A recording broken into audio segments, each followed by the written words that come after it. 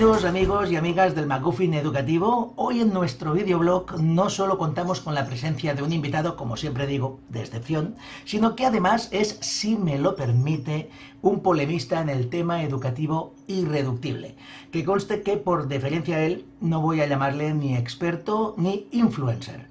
Desde hace unos años capitanea sin desfallecer la nave del su blog profesoraticus.blogspot.com, donde da su punto de vista sobre educación y su figura se ha vuelto mediáticamente popular y creo que, no sé, luego nos lo dirá muy a su pesar, muy polémica en todo el tema de la enseñanza. Activo contra las pseudociencias en la escuela, Alberto Royo nació en Zaragoza en 1973 y vive en Pamplona desde 2002. Está casado, tiene 2 hijos, titulado superior en guitarra clásica por el Conservatorio Superior de Música de su ciudad natal. En 2004 accedió por oposición al cuerpo de profesores de enseñanza secundaria. Y autor de 2 libros imprescindibles, Contra la nueva educación y La sociedad gaseosa, este último de reciente publicación.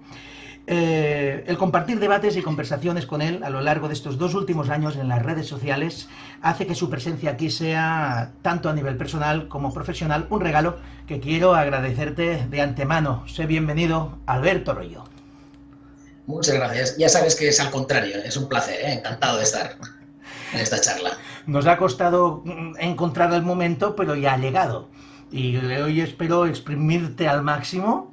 Relájate, que esto no es casa cintora. Eso es. Relájate y vamos a disfrutar de esta charla, ya sabes.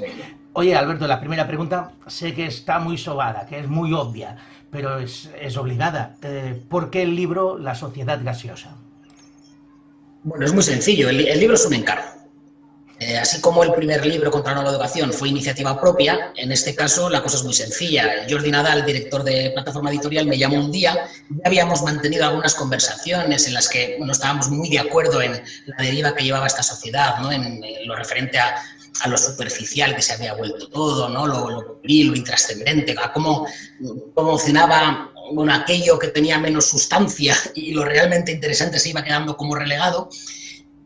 Después de unas cuantas conversaciones, él en un momento determinado, yo creo que era más o menos cuando se estaba reimprimiendo Contra la nueva educación por primera vez, me planteó la posibilidad de escribir un segundo libro, partiendo de la idea de Bauman, muy interesante, ¿no? de la modernidad líquida, llevándola unos pasos más allá y decidiendo ambos, Jordi y yo, en que realmente ya no estábamos en un estado líquido, sino que esto ya era más bien algo gaseoso, ¿no? Y a partir de ahí fuimos pensando un poco cómo se podía enfocar, y yo creo que en el fondo el segundo libro es casi una evolución natural del primero. Yo creo que los síntomas de la sociedad gaseosa están en Contra la nueva educación, ¿no? Toda esa obsesión con lo tecnológico, el desprecio a los clásicos. En definitiva, era un poco el caldo de cultivo que casi pedía, ¿no? Un segundo libro en el que tarde afinar un poco el discurso, ¿no? Que era un poco la idea.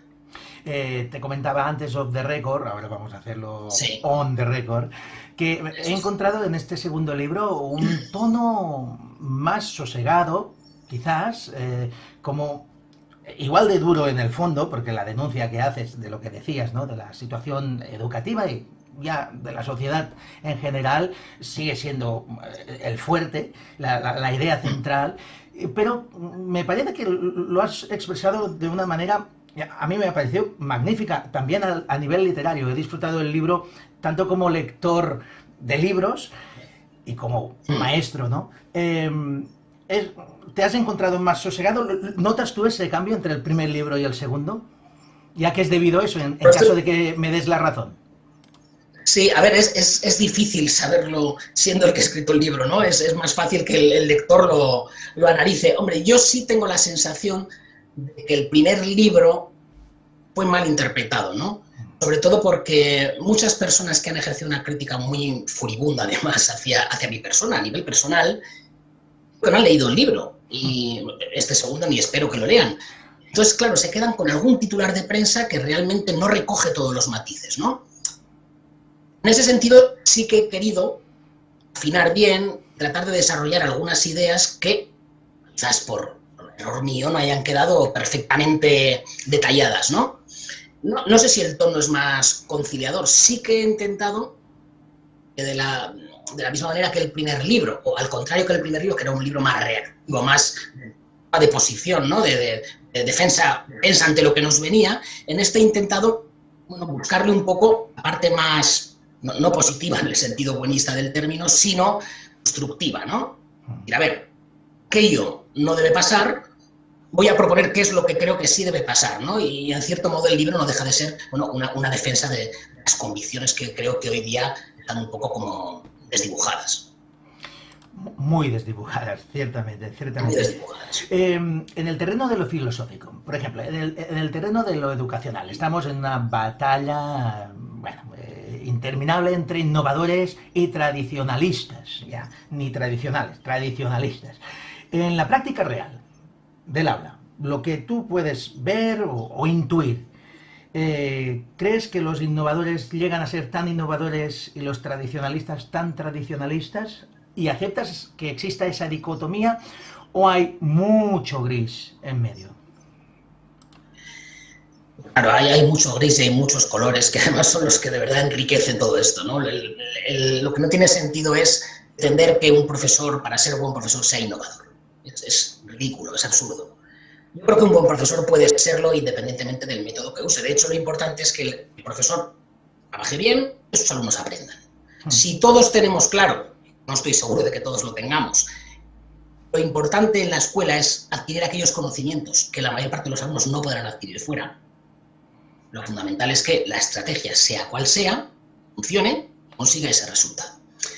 Por lo tanto, yo no creo que se deba dividir a los profesores entre innovadores o antiguos. Lo importante es, bueno, amparar de verdad la libertad de cátedra, es decir, que un profesor, un maestro, sea capaz de encontrar aquellas estrategias que mejor le funcionen para el objetivo fundamental, que es transmitir conocimiento a los alumnos. Y además, entre otras cosas, no es algo tan simple como meter datitos en la cabeza, sino algo mucho más complejo, ¿no? Y que conlleva una serie de valores, de actitudes, de habilidades y de hábitos que son indispensables, no para aprender, sino en general para la vida.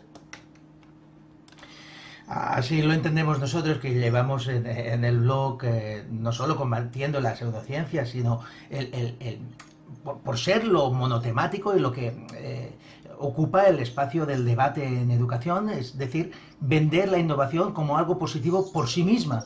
Lo será en función de los resultados que dé, no por el hecho de ser innovación. Igual que lo tradicional no va a ser malo o bueno por el hecho de ser tradicional, sino por los resultados que pueda dar, ¿no?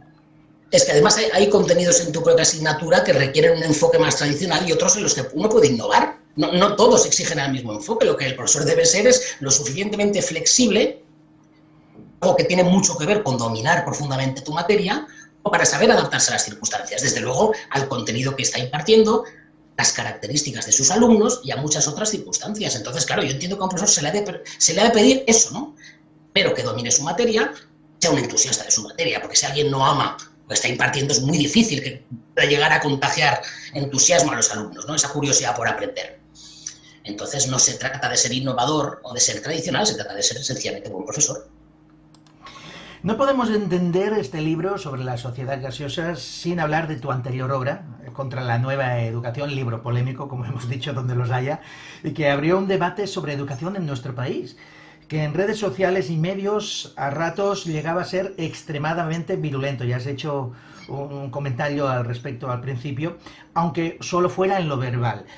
¿No te da la impresión que los medios muchas veces distorsionan y simplifican en exceso este debate en materia de educación? Y que eso crea luego, a partir del titular escandaloso o supuestamente escandaloso, el problema después en el debate. Sí, creo que en general yo puedo decir que he tenido suerte con los medios de comunicación. En general, ha habido, bueno, sus excepciones y momentos un poco turbios.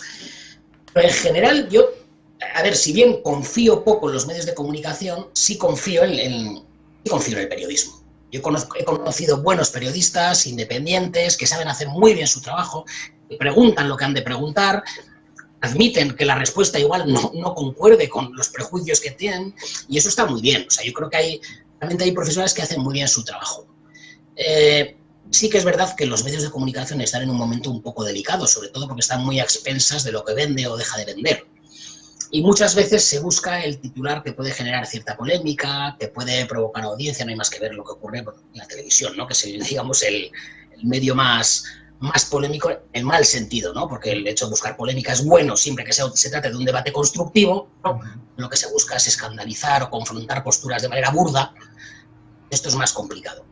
Yo creo que he tenido cierta suerte, sí que es verdad que voy aprendiendo sobre la marcha desde la publicación del primer libro y evitando determinadas batallas en las que uno ya huele que puede haber encerrona, prefiere evitarla, no por el desgaste que uno lo tiene asumido, sino el hecho de que determinado enfoque puede hacer que lo que uno defiende quede totalmente desfigurado.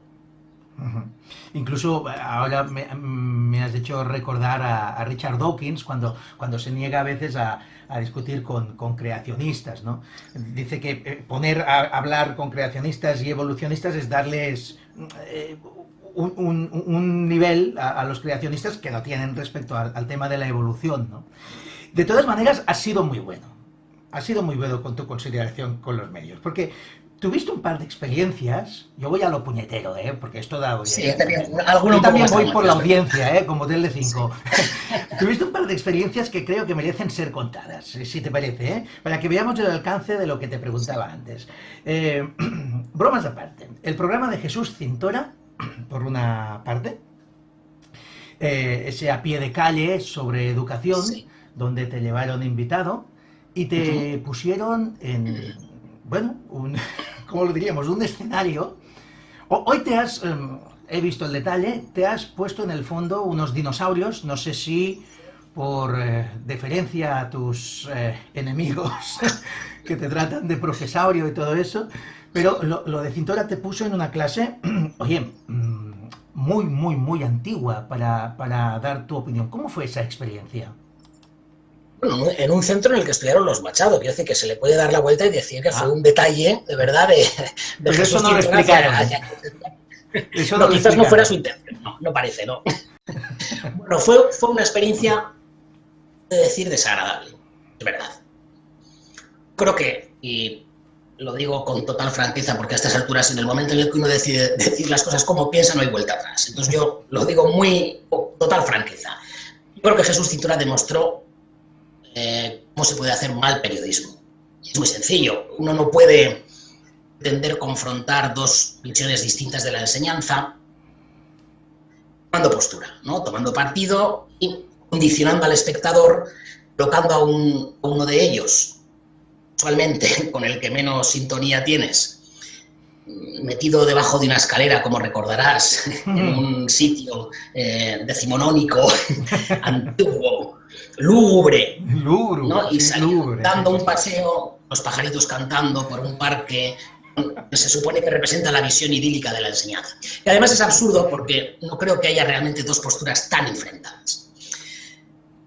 Es una pena, a mí me parece una pena, es una oportunidad perdida de realmente conseguir que de la confrontación de posturas salgan ideas consensuadas y que realmente enriquezcan el debate, ¿no? Que al fin y al cabo es lo que uno quiere cuando a su opinión, ¿no? Pero hoy día parece que dar una opinión que va en contra de la opinión mayoritaria o la opinión, vamos a decir, oficial, supone un problema, ¿no? Fue un tanto desagradable en ese sentido, que te cuento, sí. Los que lo vimos y sufríamos un poco en ese sentido, también lo vimos así. Por eso te lo quería preguntar. Otra anécdota quizás más curiosa o más divertida, no sé si tomarla, es la de Sor Lucía Caram en el programa de la Milá. Al menos no te llamaron gordo. ¿Vale? En este caso fue más curioso porque en el caso de Sor Lucía Caram ya había... Es que dio muchos bandazos. Al fin y al cabo, esto sirve para aprender cómo funcionan los medios de comunicación y cómo es esta sociedad gaseosa. Porque, claro, de entrada, es curioso que con Sor Lucía Caram yo comparto catálogo porque ella ha publicado con la misma editorial que yo. ¿Vale? Cuando en su día ella salió, fue precisamente después del programa de Cintora, diciendo públicamente algo así como qué barbaridades dice este profesor, yo le pregunté, ¿ha leído usted el libro? Lo esperaba, me dijo no. Y le dije, bueno, léalo Después dígame si son barbaridades o no y lo comentamos, yo no tengo ningún problema, ¿no?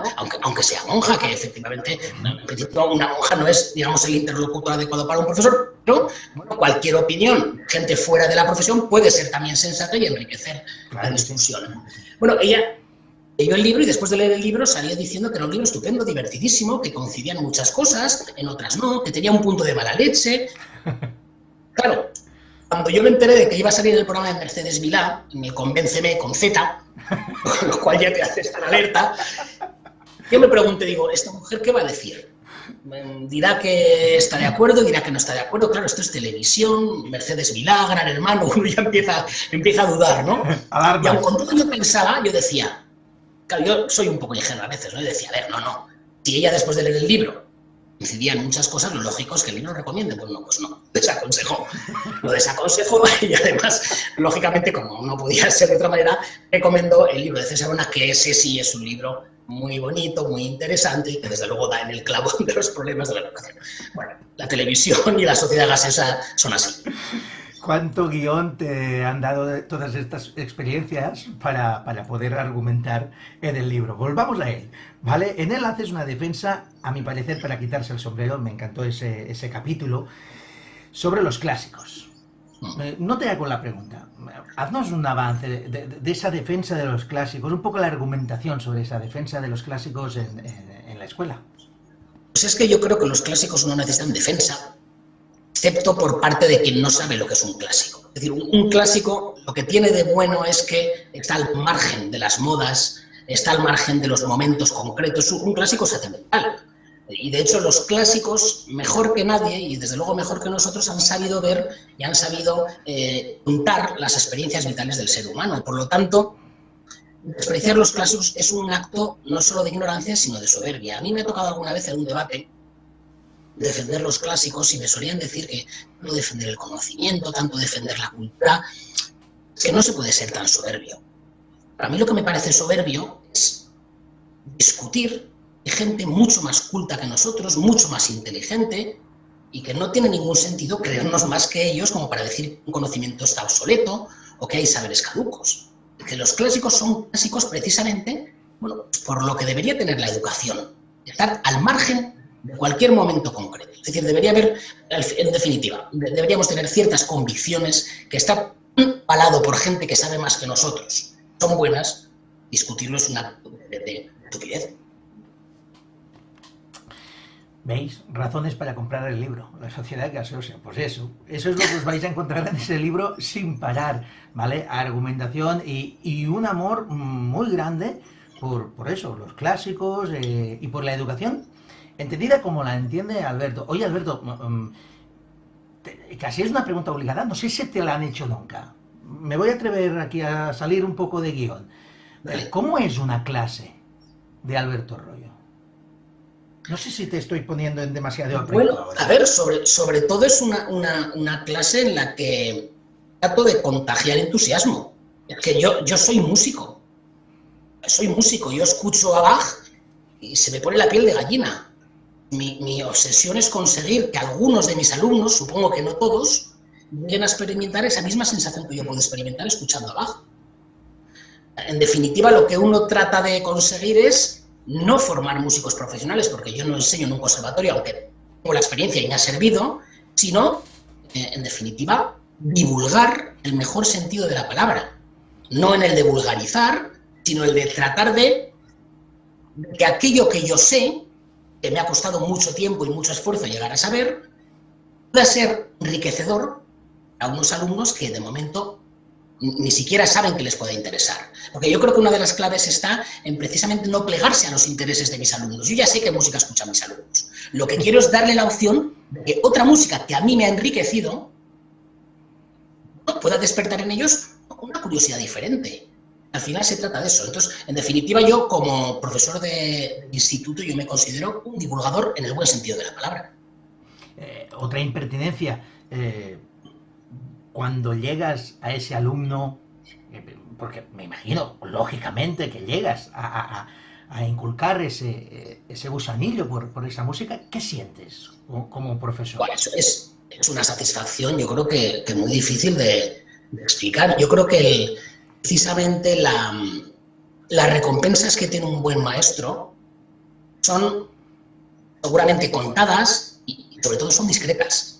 Uno no puede aspirar a grandes ovaciones ni a premios, a no ser que se presente al Global Teacher Prize. Uno tiene que quedarse con detalles pequeños. En un momento determinado, un profesor que te viene a decir algo. Yo cuento en el primer libro, Encontrar una educación, la anécdota de una alumna que era muy flojita, sobre todo tenía mucho desinterés.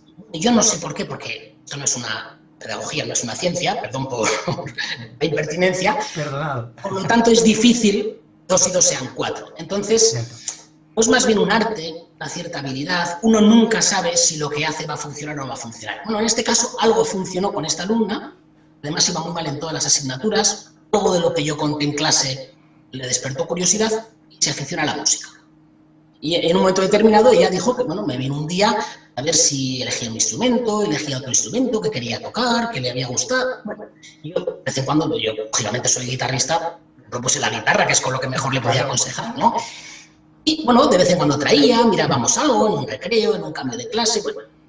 Y en un momento determinado, de repente ella empezó a despegar, pues vienen todas las asignaturas, la motivación le vino del propio conocimiento, no de forma espontánea, como algunos que sucede.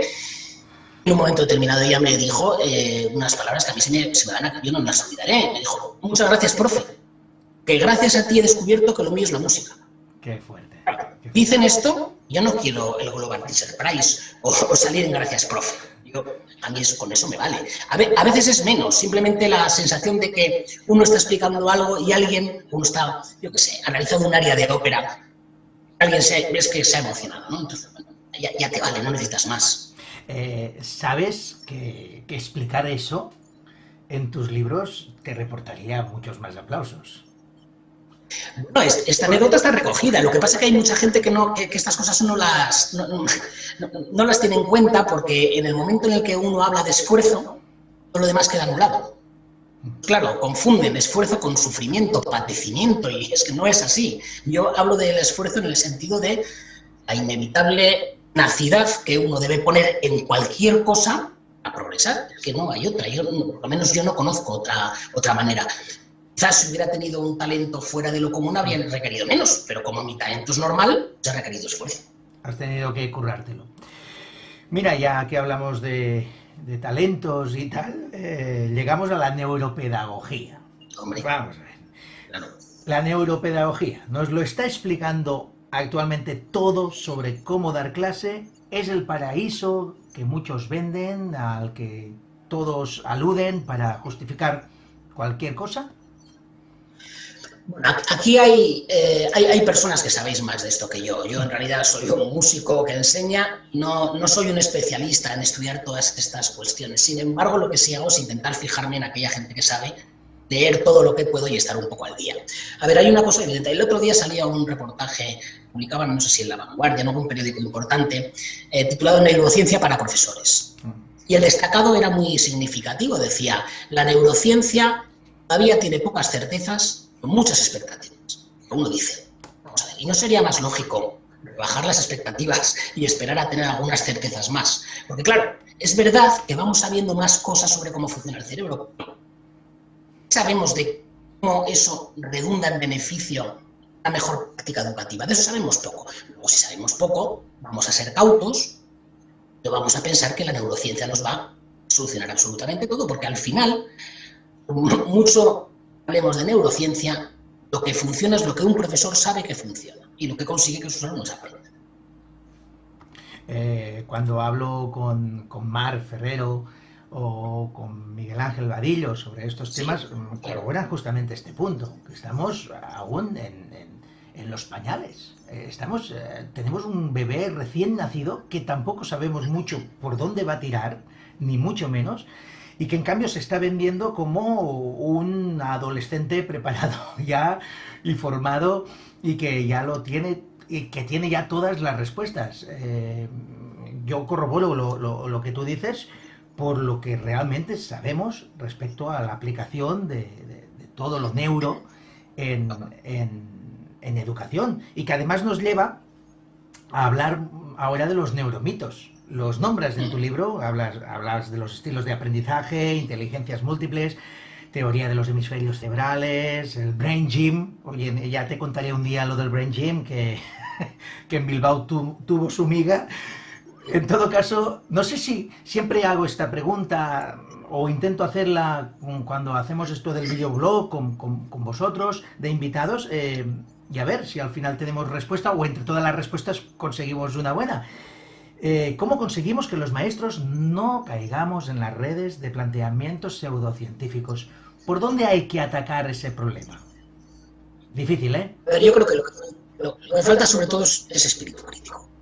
Lo que todo el mundo dice que es tan importante al mismo tiempo que desdeñan el conocimiento, lo cual es una paradoja absurda, porque sin conocimiento es muy difícil ser crítico con respecto a nada. Yo creo que aquí hay un problema. Va a sorprender, pero voy a ser políticamente incorrecto. Oh, pedagógicamente qué novedad, incorrecto. qué novedad. Yo creo que tenemos un problema en la enseñanza con la idea de vocación.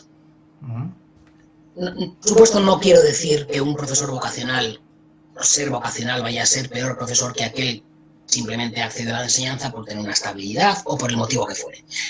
Lo que sí que pienso es que muchas veces la vocación llevada al extremo desemboca en una especie de sacerdocio pedagógico que lleva al maestro o al profesor a perder, a incluir esa distancia que ha de haber entre el maestro y el discípulo, que ha de haberla. Que no significa que un maestro no pueda tener afecto por un discípulo, pero esa distancia no tiene un padre con un hijo, es la que le permite ver o establecer un nivel de exigencia adecuado. Es indispensable, porque la exigencia no está reñida con el afecto, el respeto, al contrario. Es que lo dicen, pero uno dice aquí que hay que exigir y enseguida es que tú no quieres que los alumnos con dificultades... No, vamos a ver. La exigencia tiene que ver con la capacidad de cada alumno. Hay que exigir a cada alumno en función de lo que puede dar. Y aquel que pueda dar menos merece que en la escuela pública se le den todos los apoyos a que pueda dar el máximo de lo que pueda. Lo que no se puede pretender es que dé más. Entonces yo creo que en este sentido la vocación es peligrosa porque llevada a una especie de fanatismo, al final, bueno, lo que conlleva es que todo aquello dicen que es bueno para los chicos, no lo admite de forma totalmente acrítica. Y claro, lo primero que hay que hacer cuando alguien le propone una nueva estrategia didáctica es decir, a ver, ¿esto quién lo dice? ¿Esto dónde lo dicen? ¿Esto dónde se ha comprobado? ¿Quién lo ha contrastado? ¿Cuáles han sido los resultados? Lo que no puede ser decir, mira, esto está funcionando muy bien, sí, pero bueno, ¿dónde? ¿Quién lo dice? Yo creo que ese espíritu crítico que tanto reclamamos, hombre, los primeros que tenemos que dar ejemplo somos los profesores. Pues tomada nota. Tomada nota con la respuesta. Seguiremos preguntando para ver, pues lo dicho, con próximos invitados, a ver si ellos también tienen algún tipo de solución para el tema, porque la verdad es que yo creo que sí, somos como la primera línea casi de defensa de eso, ¿no? Tenemos que inculcar eso. Lo que no significa, Albert, que uno haya de estar cerrado, tenga que estar cerrado claro. a las innovaciones, que es que no tiene nada que ver. Lo que pasa es que, es que innovar es bueno. Bueno, depende. Yo estoy muy a gusto en esta charla. Eres un buen conversador, pero hablar mucho no te convierte en un buen conversador. Puede ser un pelmazo también. O sea, depende de si lo que dices te interesa. O sea, innovar no deja de ser introducir novedades. Bueno, las novedades pueden mejorar o pueden incluso empeorar las cosas. Por lo tanto, la cuestión es ser un poco racional. Esta innovación realmente alguien ha probado que funciona. Apliquemos, controlando los daños, y veamos si funciona. Y todo aquello que funcione, incorporémoslo. El objetivo de todo se supone que es el mismo, además. Sí, es que además todos nos llenamos la boca unos y otros de que lo que queremos es lo mejor para nuestros alumnos. Claro. Al final es lo que estamos en desacuerdo es en la manera en cómo conseguirlo, ¿no? Tienes fama de polémico. Eso me parece que ya desde el primer libro quedó así establecido. Y es como un San Benito que llevas ahí a cuestas. Entre tus titulares encontramos frases como esta de la motivación, el de la vocación, ¿vale? Que escuchándote y argumentándolo, a mí me convence, ¿vale? Y te lo dice alguien que es maestro de vocación, ¿de acuerdo? Hay otra frase que siempre levanta muchas ampollas, que es: el niño no va a la escuela a ser feliz, sino a aprender. ¿Por qué escandalizan ese tipo de afirmaciones en la actualidad? ¿Crees que esa misma afirmación hace 30 años hubiese escandalizado como lo hace ahora? No lo sé, yo a veces me he planteado crear eslóganes distintos y lanzarlos por ahí, a ver qué es lo que sucede, ¿no? Desconcertar a la gente. A ver, yo no sé, es que en realidad hay veces que sí que es cierto que me planteo si me explico muy mal, pero luego vuelvo a leer lo que he dicho y digo, si es que no, o sea, yo no sé explicarlo de otra manera. A ver, a la escuela no se va a ser feliz. Claro, es que no se va a ser feliz, porque el fin último no es ser feliz. Eso no significa que aprender no comporte felicidad, o que aprender no enriquezca, o te haga incluso mejor persona, si es que además estoy convencido. Lo que yo pretendo decir es que el objetivo de un profesor no ha de ser procurar el bienestar inmediato, superficial del alumno, sino forzar de alguna manera su tendencia natural a lo mejor buscar la ley del mínimo esfuerzo y tratar de ir exigiéndole, por supuesto, con calma, con sosiego, con respeto, con afecto, con la preocupación que un buen profesor tiene porque su alumno progrese, y tratar de ir consiguiendo poco a poco tener la mejor versión de cada uno de tus alumnos. Si es que es eso no está reñido con ser feliz. Lo que ocurre es que si el alumno pobre, hablar muy claramente, pobre me da igual desde el punto de vista social, económico, cultural, si al alumno pobre no en la escuela le da felicidad, ¿quién le va a dar conocimiento?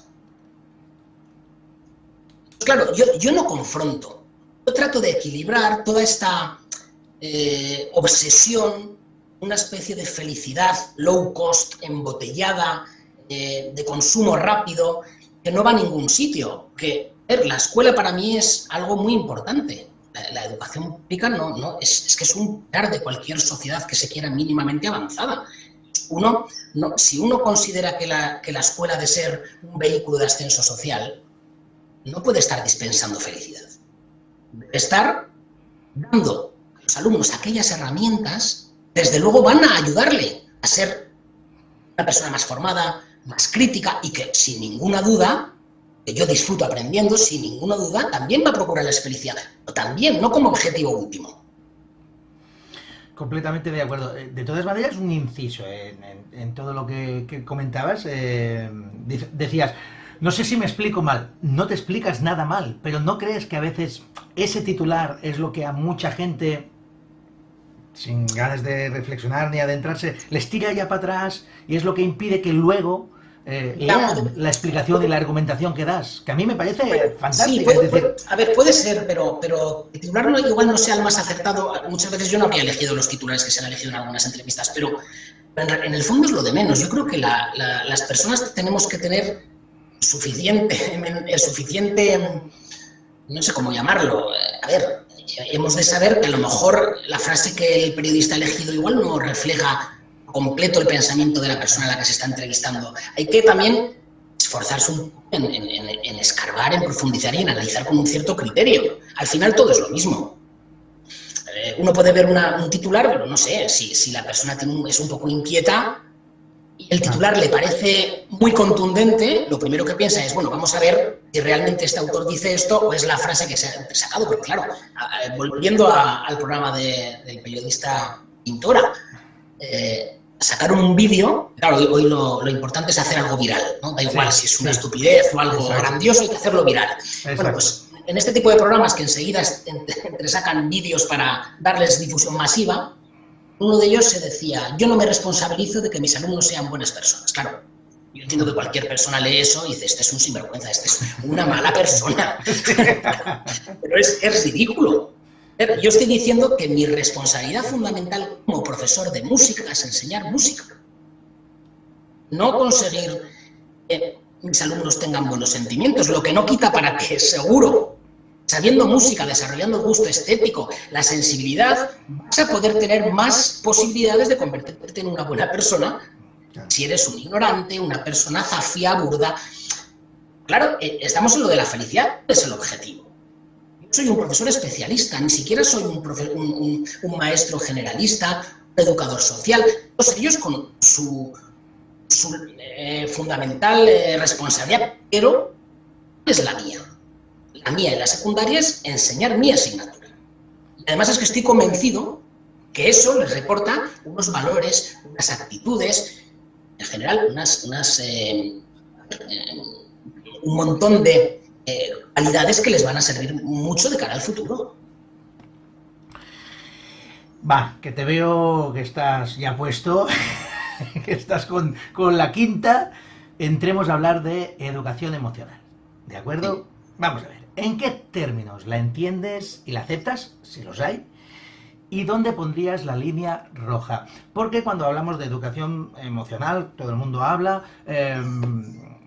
Bueno, no siempre, ni tan solo en eso nos podemos llegar a poner de acuerdo.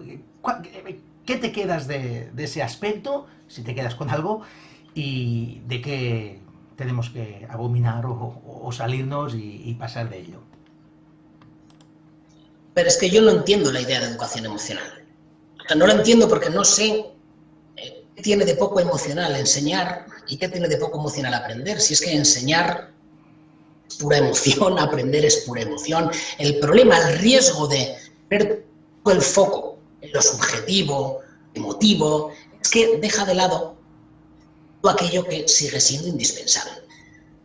A ver, todos hemos conocido estudios según los cuales, y en el libro algunos sale, seguro que tú en el blog también has sacado un montón de estudios que hablan, es el conocimiento que mejor favorece las habilidades sociales. Es decir, la mejor manera de que una persona pueda llegar a ser empática es saber, es tener una cultura, tener unos conocimientos, porque es lo que te permite identificarte con otras zonas de pensamientos muy distintos, tener un espíritu crítico. Lo que no tiene sentido es pretender educar en emociones y al mismo tiempo despreciar el conocimiento. Es absurdo.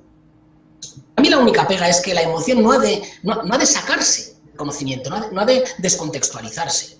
Educar emocionalmente es una estupidez, es que educar ya se educa emocionalmente. Por lo tanto, lo que no tiene sentido es pretender extraer de ahí algo diferente. Básicamente es eso. Creo que también nosotros muchas veces hemos caído en la trampa.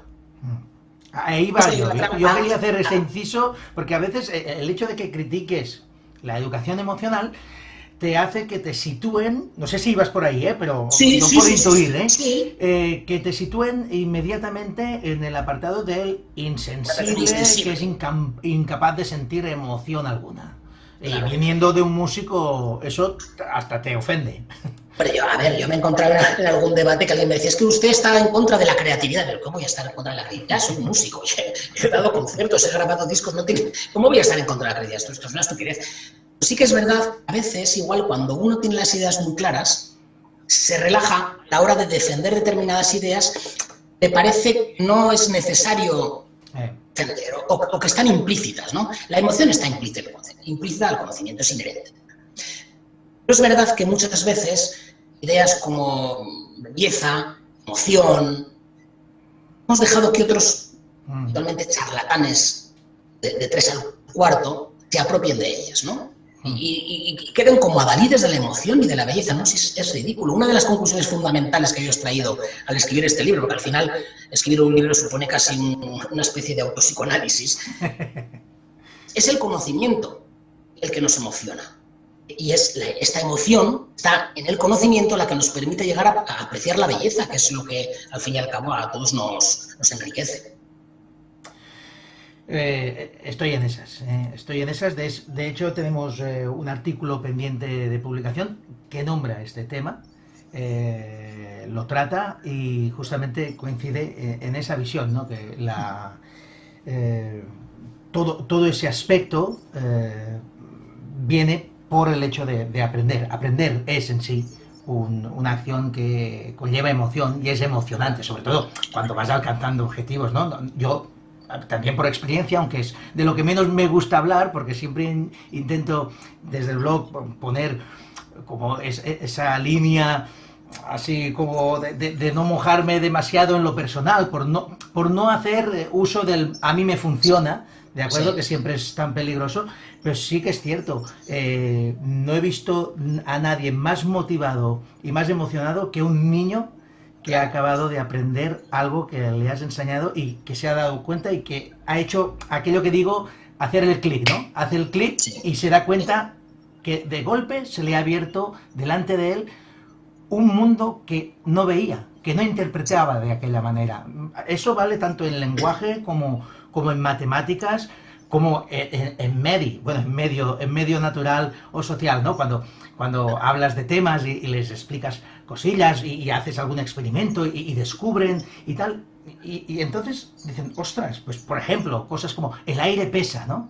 Y se dan cuenta que está ahí, ¿no? Mm. Sí, lo respiran, tal, pero ver que hacen el clic cuando aprenden a dividir, aprenden a multiplicar y se aprenden las tablas de multiplicar memorizando Memorizando. y ven que las dominan a la perfección, oye, es que son niños que quieren más, es que me Sí, piden más. Son sí, los sí, sí, primeros sí. que dicen más, más, ¿sabes? Claro. Sí, yo recuerdo mi hijo mayor cuando intentaba descifrar lo que ponían los carteles cuando íbamos por la Muy calle. El primer bien. día que consiguió descifrar lo Bueno, que ponía un cartel se le saltaban las lágrimas. es Era así, es así. una emoción, ¿no? Lo que pasa es que dices esto y enseguida parece que poco menos que has obligado a tu hijo a leer o Sí, no, con no una tiene pistola en la sentido, cabeza, claro. ¿no? Luego nos sale el ser de turno diciendo que es la escuela la que mata la creatividad y la curiosidad Bueno, natural. No, no, bueno. vamos a ver. Si el problema aquí es que muchas veces lo que mata la curiosidad natural que tiene el niño no es la escuela, sino la falta de hábitos la que muchas veces ellos van creciendo. La falta de exigencia. Exigencia con afecto, que es que no está reñido. O sea, es que no has de obligar a un niño a leer. Pero si tiene ganas de leer, hay que, ¿no? Le tienes que fomentar Bueno, esa claro. inquietud que tiene natural. No va a venir Entonces, por inducción, ¿no? claro, Así. y ir creando un cierto caldo de cultivo, unos hábitos, un gusto por aprender, un gusto por saber. Eso al final es lo que va entrando de manera muy progresiva. Supone que cuando llegan a la secundaria no les resulta traumático de repente un profesor con muy malas pulgas le pida unos hábitos que ya no tienen. Es que esta es la cuestión. Es que es un trauma pedirles que... No, no, es un trauma si se lo pides cuando ya tienen 12, 13, 14 o 15 años. Si poco a poco, con mucho cariño, con el amor que los padres tenemos por los hijos, tú lo vas inculcando, va hablando de forma natural. Casi ligado, yo creo que más o menos quedará contestada la siguiente pregunta con todo lo que hemos dicho, pero muy ligado a eso está el tema de la motivación. ¿De acuerdo? Ligado porque al final también es la motivación la que nos lleva al aprendizaje o el aprendizaje el que nos motiva. O podemos dar algo de motivación al principio y luego la motivación fuerte se multiplica cuando el niño ha llegado a ese aprendizaje que le hace el clic. No sé, ¿cómo lo ves, Alberto, tú, este tema de A la ver, yo creo motivación? que lo que motiva es el conocimiento, eso está claro. Está bien, hay que trabajarlo y ahí contamos todos, es decir, los padres tenemos que ir explicando a nuestros hijos, ¿no? Aprender es una cosa muy hermosa, saber algo que ayer no sabías es muy bonito, que cuesta un esfuerzo pero que merece la pena y que, bueno, que el reto precisamente es eso, ¿no? Conseguir algo a base de tu propia voluntad y de ir... Esto, como decía antes, era de forma muy natural, ¿no? Y, por supuesto, el profesor ha de hacer lo posible por plantear su materia de la forma más atractiva. Claro, ¿quién no quiere eso? Yo no conozco profesores que traten de aburrir a sus alumnos y de presentar los contenidos de la forma más repugnante que puedan. Es que es un poco absurdo todo. Claro que el profesor ha de intentar motivar, es evidente. Pero si un profesor, para empezar, domina su materia a fondo y además ama lo que enseña, que eso se transmite. No hace falta buscar nada extraterrestre, es que es así, lo transmites porque se nota. Cualquiera de nosotros, cuando hablamos con alguien, sea de la profesión que sea, se ve que habla de algo que le gusta y de lo que además sabe, lo notamos. Sí. Un periodista está saliendo del paso con una noticia que le ha tocado dar, se ve que no sabe casi de lo que habla, bueno, saldrá del paso, pero queda claro que el hombre no domina, o la señora no domina lo que está diciendo. Y con esto pasa parecido. Entonces, la motivación está muy bien siempre, no vaya delante de voluntad, interés, la disposición por aprender, que es algo que se empieza a inculcar en casa, que por supuesto los profesores tenemos que ayudar a que se vaya consolidando. Me acordaba de una magnífica frase de Gregorio Luri que decía a favor de la clase magistral: una clase magistral nunca puede ser mala por el hecho de ser magistral. ¿Estarías de acuerdo en ese término? Claro, sí, vamos, es que es evidente, es que no se asocia una clase magistral con una clase aburrida. ¿Cómo va a ser aburrida si es magistral? Una clase magistral es una clase excelente. Pero es muy curioso, yo que provengo del mundo de la interpretación y que he dado conciertos y...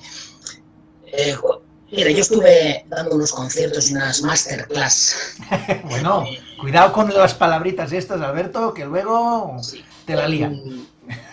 En África, y los alumnos estaban entusiasmados con que un músico europeo les pudiera dar una masterclass. Pero no allá, aquí en España también. Una masterclass es algo que da prestigio a quien la imparte y a quien la recibe. Sin embargo, la educación uno habla de una clase magistral y hay que tocar madera o hay que, no sé, es una cosa totalmente ridícula, no tiene sentido. Una clase magistral es una clase excelente. Todos los profesores queremos dar clases magistrales. Todos los alumnos deberían querer recibir una clase magistral. Claro, se habla de una clase magistral caricaturizando, sí, desconociendo absolutamente lo que significa magistral. Impartir magisterio, en definitiva. Sí. Claro, una clase magistral en la que el alumno solamente escucha de forma pasiva y memoriza datos como un imbécil, eso no es una clase magistral, es una mala clase. Sí, señor. Y es una mala práctica educativa, y ese es un mal profesor. Oye, espera, y este titular que ahora estás diciendo y que te lo he leído 20.000 veces, ¿por qué no sale nunca en los medios de comunicación cuando te entrevistan? Te lo voy a poner en el blog seguro. Es que es verdad, porque es verdad. Es que parece que Alberto Royo no pueda decir lo que acaba de decir. Porque es que los contrarios ya no te van a querer escuchar ni van a querer leerte. ¿Por qué no te lo sacan en titular una frase como la que acabas de decir, que creo que es cierta? Bueno, hay, Albert, una cuestión que me molesta bastante más que esta. Es la de aquellas personas que piensan que mi planteamiento es excluyente o segregador. Y no me importan los alumnos con dificultades. Esto sí me molesta porque eso también te pasa. Exactamente en contra de mi filosofía, no de mi filosofía educativa, de mi filosofía de vida. Hasta de mi ideología. Sí. Vamos más allá. Precisamente lo que yo creo es que hay que, antes lo hemos comentado, ¿no? Es el ideal kantiano de conseguir el máximo de lo que la naturaleza de cada uno es capaz. Esto no tiene nada de segregador. Nunca un alumno que tenga dificultades ha de quedar sin posibilidades de progresar. Lo que no puede ser es un alumno que tenga dificultades y no tenga ningún interés en esforzarse para progresar, porque lo mínimo es exigirle que tenga un poco de disposición. Un buen profesor jamás pide a un alumno más de lo que puede dar. Bueno, actitud, interés, esfuerzo. Yo creo que esto es tan evidente. El último capítulo de La Sociedad Gaseosa se titula Piensa lo obvio. Que parece mentira que tengamos que defender y dar explicaciones cuando decimos cosas tan evidentes.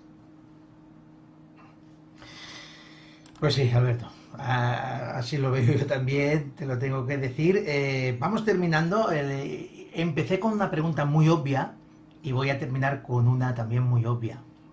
¿Habrá tercer libro? No lo sé. ¿Vamos a ir más allá del gas, digámoslo así?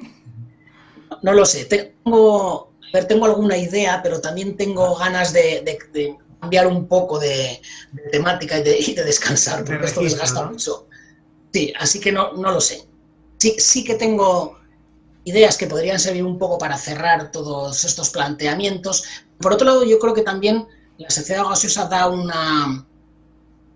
lleva un punto ya bastante avanzado lo que pienso. No sé, tengo que ver primero si realmente tengo algo más que aclarar o que explicar o me vale con lo que he dicho. Y luego también tengo necesidad un poco de descansar de tanta exposición, porque al final, aunque es verdad que a mí me va la marcha, ya lo sabes, pero también semejante exposición supone un desgaste y luego tener que estar continuamente explicando aquello que uno ya se ha esforzado por explicar, pues es... Hay un momento que cansa también Yo creo que a quien te ha querido escuchar, pues has podido convencerle más o menos, pero en todo caso, el que no te ha querido escuchar, pues ya no va a querer escucharte. Absolutamente, sí. Y ya te digo, con esta sociedad gaseosa, este maravilloso libro, yo creo que has dado en el clavo una vez más. Vuelvo a repetir que el tono me ha parecido muy sosegado y como tan relajado que el libro se disfruta desde muchas vertientes, muchos ángulos. Y Alberto, yo lo que he visto es, no es por hacerte la pelota, pero es que yo soy maestro, como te digo, y se nota que te gusta tu profesión. Sí, Aún no sí, siendo sí, sí. vocacional, porque Claro, como pero uno dices, puede no ser vocacional y terminar teniendo una identificación y una implicación mayor que aquel que de niño quería ser vocacional. De alguna manera yo sí soy vocacional, por una razón, que yo desde niño tenía muy claro que quería ser músico. bien, Soy músico. Una de las facetas como músico es la de enseñar. Y al fin y al cabo un músico siempre está enseñando, porque en definitiva muestra lo que tiene, lo que estudia, lo que ensaya, lo que sabe. Y por lo tanto de alguna manera no me voy, ¿no? Y sí que es verdad que mi implicación con la música va un poco más allá, ¿no? También yo tengo cierta inclinación hacia lo social y el hecho de hacer llegar determinado tipo de música que un adolescente por lo general no escucha, me ajá. parece casi un reto realmente muy bonito. Chicos, chicas, señoras, señores, si quieren ver pasión por la profesión de maestro y en este caso de profesor de música en especial, léanse, no dudéis en hacerlo, La Sociedad Gaseosa. Alberto, ni qué decir, el placer ha sido enorme, ha costado, pero llegamos, lo hemos conseguido. Así que agradecerte mucho, muchísimo la presencia en nuestro videoblog. Al contrario. Seguimos en contacto, ¿no? Sí, por supuesto. ¿Has estado cómodo? Sí, muy bien, muy bien. Vale, no, que no nos pase como cintura. No te voy a retocar nada del fondo. No te voy a retocar nada del fondo. Muy bien. Te lo prometo. Se quedan los dinosaurios allí.